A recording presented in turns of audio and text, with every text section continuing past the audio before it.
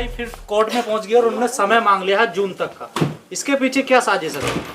कल डाटा पेश करना है और आज उन्होंने समय मांगा है कोर्ट से। चोर जब चोरी करता है तो उस पर पर्दा डालने की कोशिश तो करता ही है ना। और जो चोर के साथी चोर होते हैं उनसे आराम से पर्दा डालवाने की कोशिश करता है। आपको लोगों को याद होगा जब ये 15 फरवरी को ऑर्डर आया था, मैंने तभी ये बोला था ये 5 मिनट का काम है। सुप्रीम कोर्ट ने 3 हफ्ते का टाइम दिया है, इसका मतलब ये नहीं कि 3 हफ्ते का वेट किया जाएगा। 5 मिनट का काम है, कंप्यूटराइज्ड है। एसबीआई बैंक है, इतना बड़ा, दुनिया का सबसे बड़े बैंकों में से एक बैंक है एसबीआई। इसमें हजारों प्रोफेशनल्स काम करते हैं, हजारों, लाखों लोग नौकरी करते हैं, लेकिन हजारों प्रोफेशनल्स काम करते हैं और हजारों कंप्यूटर प्रोफेशनल्स काम करते हैं। और एसबीआई एक अकेली बैंक है जिसको ये जिम्मेदारी मोदी जी ने, बीजेपी ने, आरएसएस की सरकार ने दी थी कि इलेक्टोरल बॉन्ड्स कोई भी और सरकारी बैंक या प्राइवेट बैंक नहीं बनाएगा, सिर्फ एसबीआई बनाएगा। एसबीआई वही बैंक है जिसके चेयरमैन साहब, ऐसी रिपोर्ट्स आई हैं, जब मोदी जी पहली बार ऑस्ट्रेलिया गए थे तो उनके चेयरमैन साहब मोदी जी और अडानी जी के साथ वहां गए थे और एक कोल माइन का सौदा हुआ था वहां पे, टेंडर अडानी जी ने लिया था।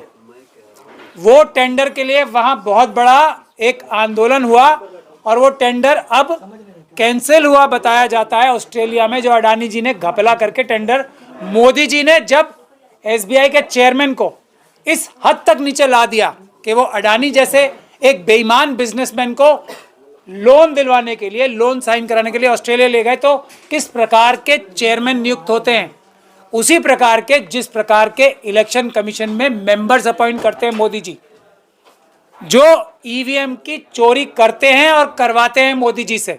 तो ये आप लोगों ने सही सवाल पूछा, हमने भी तब बताया था कि ये तुरंत जो करने वाला काम था, 3 हफ्ते का टाइम सुप्रीम कोर्ट ने देके, एक गलती की मैं समझता हूं 5 सुप्रीम कोर्ट के जजेस ने भी, उन्होंने सोचा शायद अभी भी भारत में कानून और संविधान का राज बाकी है और एसबीआई के लोग ईमानदारी से 3 हफ्ते तक तो कम से कम दे ही देंगे ये सारी डिटेल्स। ये डिटेल्स क्या है? इसमें अमित शाह साहब जेल जाएंगे, इसमें मोदी जी जेल जाएंगे, इसमें मोहन भागवत जी जेल जाएंगे, इसमें नड्डा जी जेल जाएंगे, इसमें वो सारी शेल कंपनियां अडानी अडवाणी की वो और अडानी और अंबानी की जेल जाएंगी, दूसरी गुजरात की शेल कंपनीज जेल में जाएंगी जिन्होंने ये मनी लॉन्ड्रिंग और हवाला का कारोबार इस इलेक्टोरल बॉन्ड के झांसे और घपले में किया है। कितना बड़ा मनी लॉन्ड्रिंग, कितने बड़े हवाला के कारोबार बीजेपी और आरएसएस के लोगों ने इसके माध्यम से किए हैं, वो सब बेनकाब होना था। सिर्फ बीजेपी ने कितने हजारों करोड़ रुपए आर्म ट्विस्टिंग करके या वादा करके कि तुम हमें इतने पैसे दो और हम तुम्हें ये काम करके देंगे, ये के अलावा भी हवाला का बड़ा कारोबार। आप लोग तो बड़ी खुशी मना रहे थे कि सुप्रीम कोर्ट का बड़ा फैसला, चुनाव से पहले ये डिटेल देनी होगी, डाटा सबके सामने आएगा। अब तो 4 महीने का टाइम फिर मांग लिया देखिए एसबीआई बैंक ने। मैं वही तो कह रहा हूँ, अब तो चुनाव हो जाएंगे इसी बीच में। अब डूबते को तिनके का ही सहारा होता है। जब चारों तरफ अंधेरा था, हम लोगों ने तब भी ये बात कही थी कि सुप्रीम कोर्ट ने ये जो एक ईमानदारी भरा फैसला किया है, और ऐसा बहुत सारे लोग कह रहे हैं देश से और विदेश से, कि ये बहुत दिनों बाद एक अच्छा फैसला आया है। लेकिन तब भी लोगों ने कहा था कि मोदी जी और जो ये बीजेपी और आरएसएस है, ये कुछ ना कुछ बेईमानी घपला करके इसको नहीं पूरा करेंगे, क्योंकि ये लोग चोर हैं और चोरी करने में एक्सपर्ट हैं। वही काम इन्होंने किया। लेकिन ये एक बड़ा अपराध किया है एसबीआई के उन ऑफिसर्स ने, मैं एसबीआई बैंक को बुरा नहीं कह रहा हूँ, एसबीआई बैंक के उन ऑफिसर्स ने जिन्होंने मोदी जी, बीजेपी, अमित शाह जी के कहने से ये चोरी की साजिश जो चल रही है देश में, उसको छुपाने की कोशिश की है। अब होगा क्या? सुप्रीम कोर्ट ने अगर अब ये कल ही या आज रात को ये फैसला नहीं कर दिया, क्योंकि सुप्रीम कोर्ट तो रातों रात भी कोर्ट खुलने के लिए जानी जाती है ना हमारी, और इतना, इससे बड़ा तो कोई मुद्दा हो नहीं सकता देश में। इससे बड़ा फैसला 5 जजेस ने एक मुंह होकर, एक दिमाग के जो जजमेंट लिखी थी, 2 जजमेंट्स, और दोनों एक जैसी जजमेंट थी। जस्टिस संजीव खन्ना ने दूसरी जजमेंट लिखी थी 4 जजों के साथ अपनी सहमति जताते हुए, तो जो पांचों जजों के दिमाग से जो चीज संविधान के साथ चोरी थी, संविधान के साथ धोखा था, संविधान के ऊपर अपराध था, उसको एक एसबीआई का चोर ऑफिसर उसको नकार दे, ये है मोदी जी की गारंटी। तो अब सुप्रीम कोर्ट समय दे देगा एसबीआई को या फिर कोर्ट ऑफ कंटेम्प्ट होगा?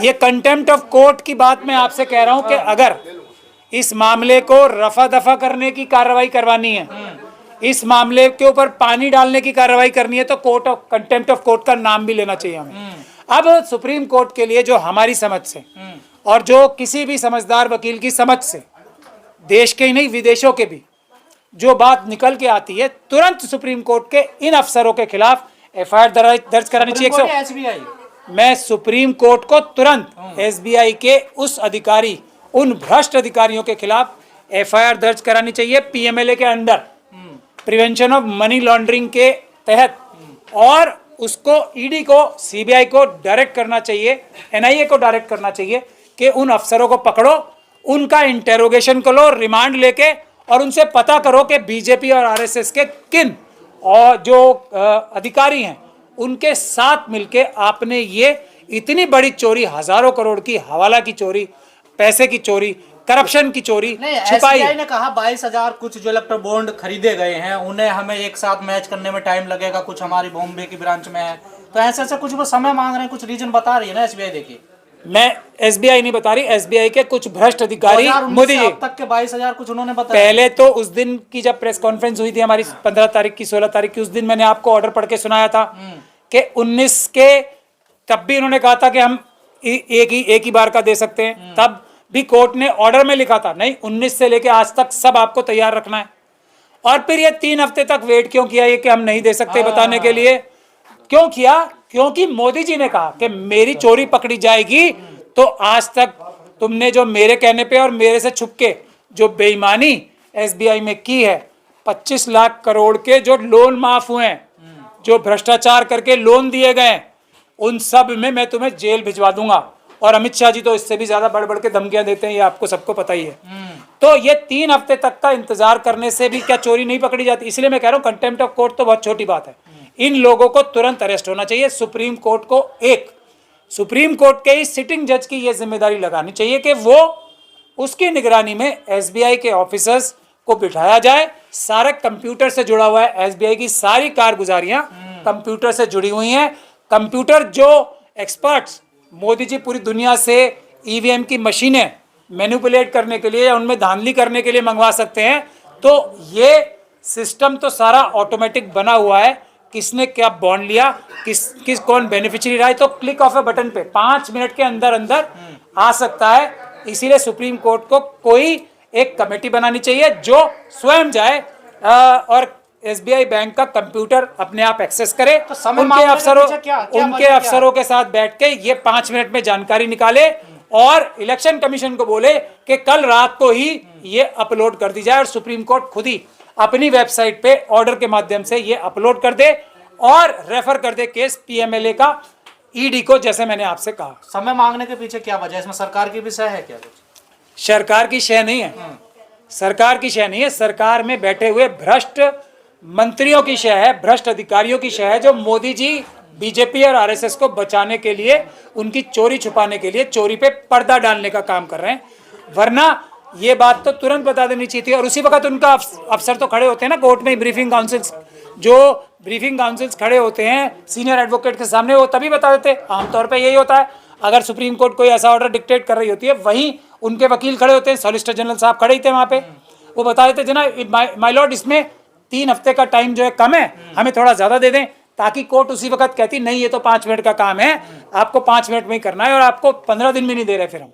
तो अब कोर्ट पे आपको क्या लग रहा, कोर्ट समय देगा या फिर वही कोर्ट से अब पूरा देश नहीं पूरी दुनिया ये उम्मीद कर रही है, जो मैंने आपसे कहा अभी के अभी एक टीम का, मतलब इसका कल की तारीख का वेट ना करें। डाटा रिलीज होगा या नहीं होगा? कल की तारीख कल नहीं होगा। अगर मोदी जी की तारीख है ना, कल मोदी जी की चली तो ये डेटा कभी रिलीज नहीं होगा, और अगर ईवीएम से चुनाव हुआ तो ये डेटा कभी ना रिलीज करने के लिए मोदी जी दूसरा पार्लियामेंट से कानून पास करा लेंगे। तो सबसे बड़ी महत्व